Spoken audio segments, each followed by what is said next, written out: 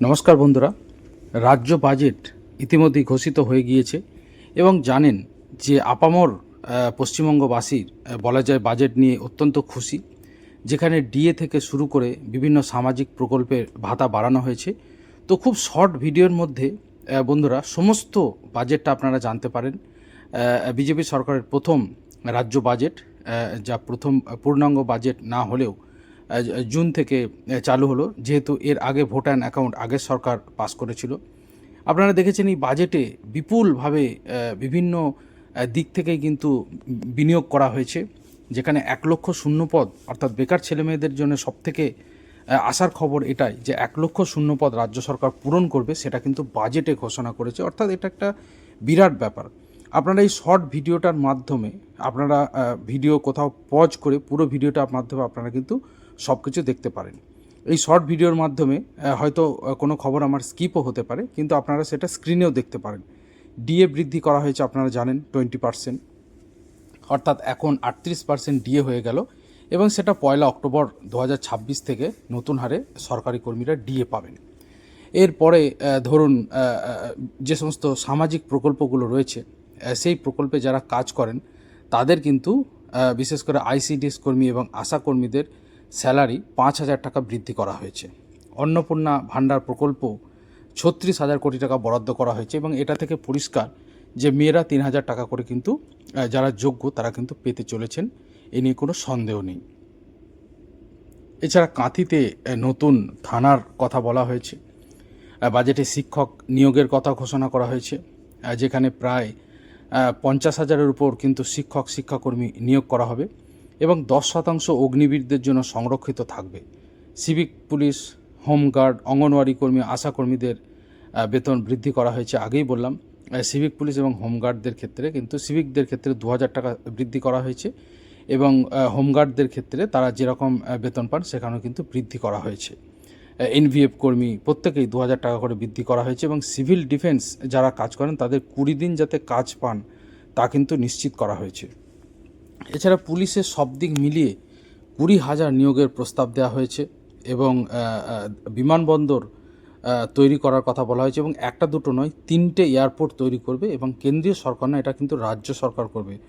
অর্থাৎ বিভিন্ন দিক থেকে এই বাজেট অত্যন্ত গুরুত্বপূর্ণ। 22 জুন যে বাজেট পেশ করলো, আমার মনে হয় এই বাজেটটা কিন্তু অত্যন্ত স্মরণীয় এবং ঐতিহাসিক হয়ে যাবে। স্বপন দাশগুপ্ত যে বাজেট পেশ করলেন, যেখানে 3টে এয়ারপোর্ট করার কথা বলা হয়েছে এবং তার মধ্যে পুরুলিয়া একটি এয়ারপোর্ট হবে এবং উত্তরবঙ্গে একটি এয়ারপোর্ট হবে। এছাড়া এইমস অর্থাৎ all India institute of medical science, আমরা জানি একটা অত্যন্ত বিশ্বমানের বলা যেতে পারে যে হসপিটাল, তা তৈরি করা হবে পশ্চিমবঙ্গে। এছাড়া প্রধানমন্ত্রী সূর্য ঘরের কথা ঘোষণা করেছেন। বেকার যুবদের 3,000 টাকা দেওয়ার কথা ঘোষণা করেছেন। যারা গ্র্যাজুয়েশন করেছেন তারা পাবেন, যারা গ্র্যাজুয়েট নয় তারা কিন্তু 2,000 টাকা পাবেন এবং সম্ভবত এটা শুধুমাত্র ছেলেরা পাবেন।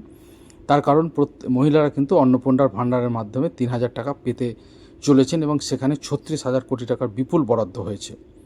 তো বন্ধুরা বুঝতেই পারছেন 18% থেকে 38% দাঁড়াচ্ছে ডিএ এবং সেই ডিএ 1 অক্টোবর থেকে চালু হবে।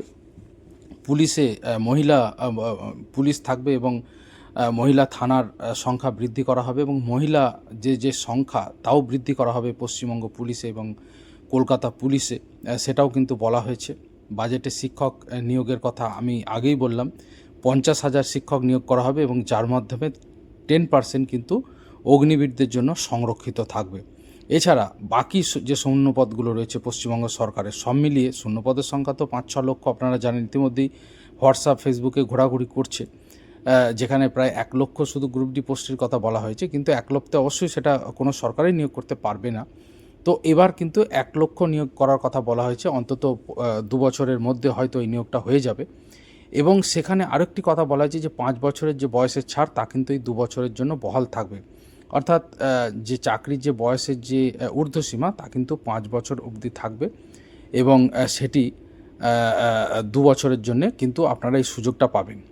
বলা যায় যে এর মধ্যে অবশ্যই বিভিন্ন শূন্যপদে পঞ্চায়েত থেকে শুরু করে পিএসসির যে সমস্ত পরীক্ষাগুলো হয় সব কিছুতেই কিন্তু শূন্যপদ থাকবে এবং অবশ্যই স্কুল সার্ভিস কমিশন এবং মিউনিসিপ্যাল সার্ভিস কমিশন তারাও বিভিন্ন পদে নিয়োগ করবে। মহিলাদের জন্য একাধিক সুবিধা রয়েছে।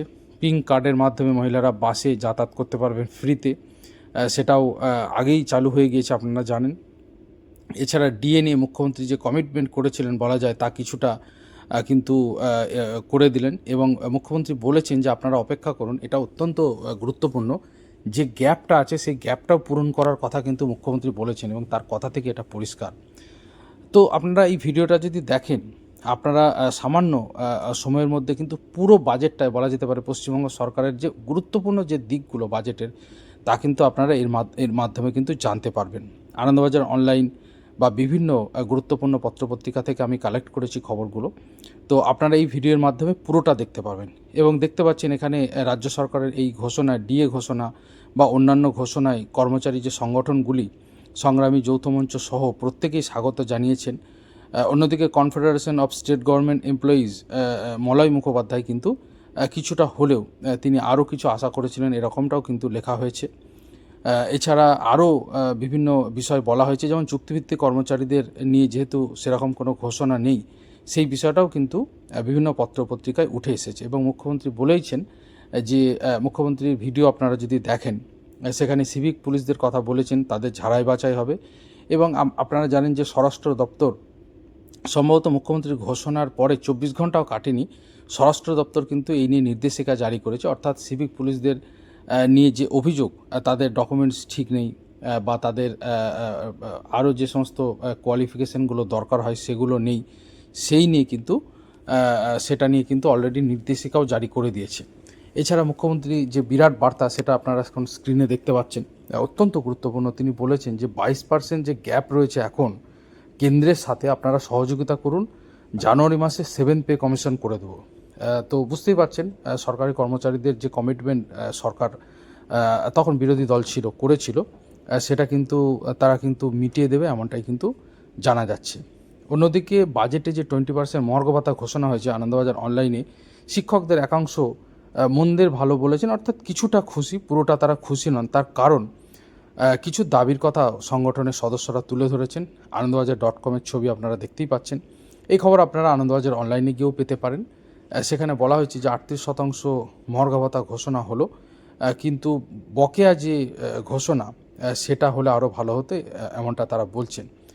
বঙ্গীয় শিক্ষক এবং শিক্ষাকর্মী সমিতির সাধারণ সম্পাদক স্বপন মণ্ডলও বলেছেন যে 20% ঘোষণা হয় আমরা খুশি, কিন্তু দীর্ঘদিনের বঞ্চনা দূর করে আপাতত 20%, বাকি যে দাবি আগামী জুলাই মাস থেকে তা কার্যকর হোক, এমনটা কিন্তু তারা চাইছেন।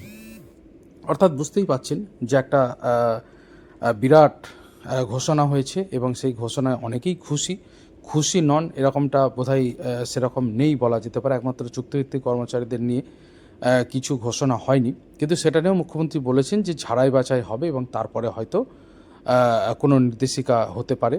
তো আপনারা অবশ্যই আমার চ্যানেলে নজর রাখুন, যে কোনো খবর যদি আমি পাই আপনাদের জানাবো। আপাতত বাজেট অত্যন্ত প্রায় 60-65 পৃষ্ঠার বাজেট রয়েছে। হয়তো গুরুত্বপূর্ণ খবরগুলো আপনারা যদি স্কিপ করে যান, তো আমার এই শর্ট ভিডিওর মাধ্যমে কিন্তু পুরোটা আপনারা জানতে পারবেন।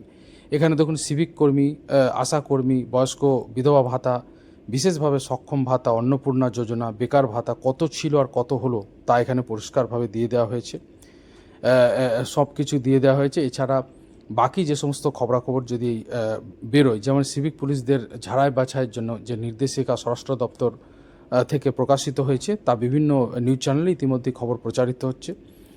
তো সেই সংক্রান্ত চুক্তিভিত্তিক কর্মচারীদেরও যদি সেরকম কিছু হয়, আমি অবশ্যই আমার চ্যানেলে আপনাদের জানিয়ে দেব। বাজেটটা প্রথম, দ্বিতীয় এবং তৃতীয় তিনটে কারণে অত্যন্ত গুরুত্বপূর্ণ।